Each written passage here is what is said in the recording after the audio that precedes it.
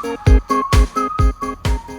welcome to West Yorkshire Engines. Big thank you to all you guys subscribed to this channel. In today, top tips on how to remove a Nissan Navara engine out of a D22. So we're going to lift it up now and I'll show you a few things that you need to look out for if you're taking the engine out.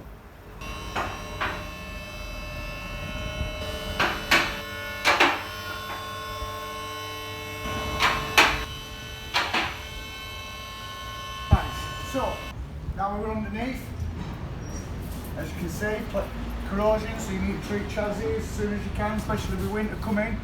Right, you can get power steering from underneath.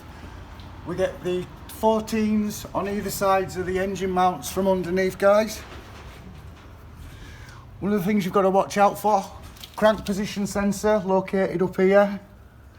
And then round the back where the starter motor is removed from, there's a 14mm bolt, normally sits up there.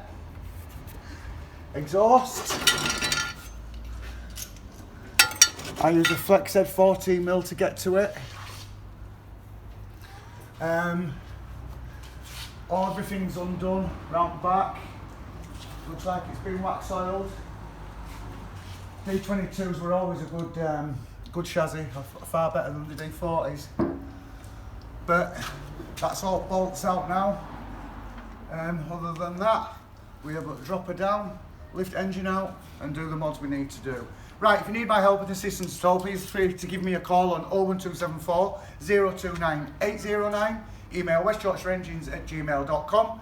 Give us a like, come again.